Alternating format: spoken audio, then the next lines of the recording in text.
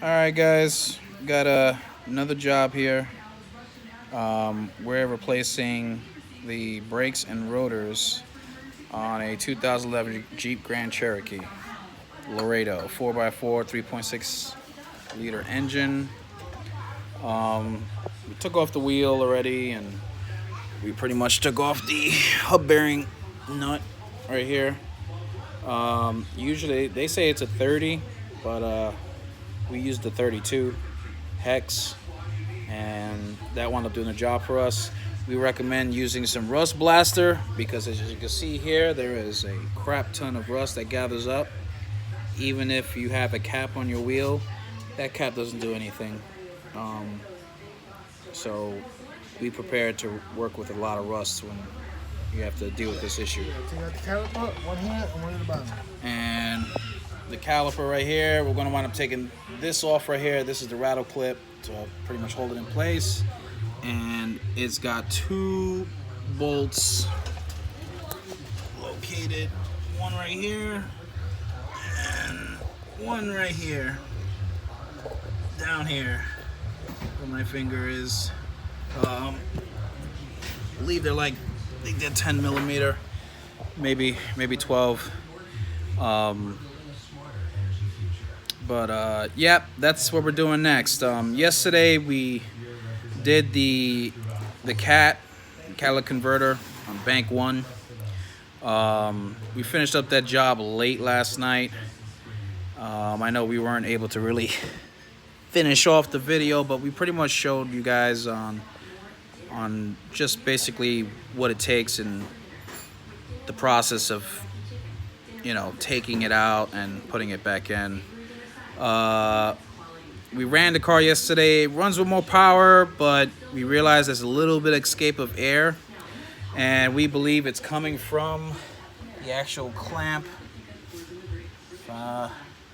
It's beyond this exhaust over here, but it's a clamp that on the other end of the catalytic converter, not the part that goes all the way up to the engine, but the other side that goes to the exhaust. We probably didn't put that clamp on right.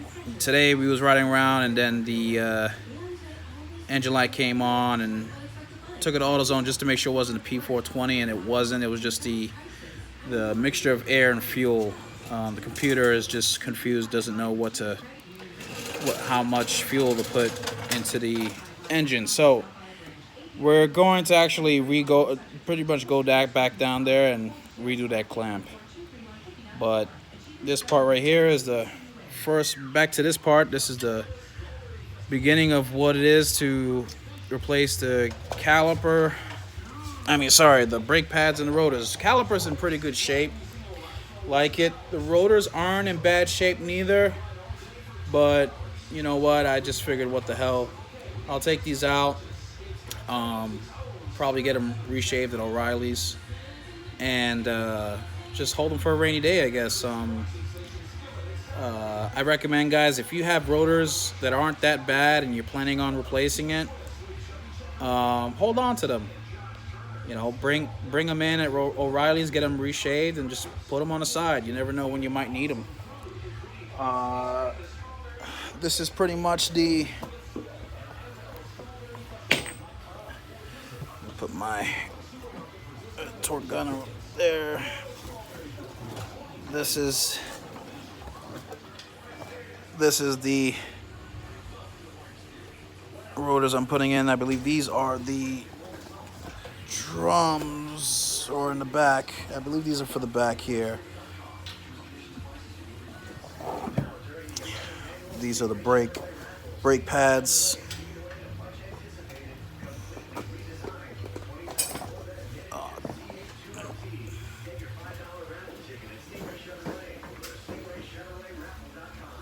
These brake pads are massive. This is the set of brake pads here. It's pretty big. This is the meat right here, as you can see. Good amount of meat. These are ceramic. Recommend ceramic. These are the rattle clips, the new rattle clips you put in for the caliper. Strongly recommend ceramic. Don't get regular metal. And as you can see here, my brake pad is just about done here. So that needs to be changed. If you're driving on highway miles, I realize that these things last a long time. Every time I take it in, it's, oh yeah, your brake pads are good. Your brake pads are good. I'm like, dude, are you sure? And now I'm to the point where, like, you know what? I got a little bit of play in my driving, especially when braking. So I'm like, yeah, it's time. Let's give it a change. So that's what we're doing right now. Got a little bit of this resulted from a little bit of propulsion when slowing down and a little bit of shaking. So that's what we're gonna start with here.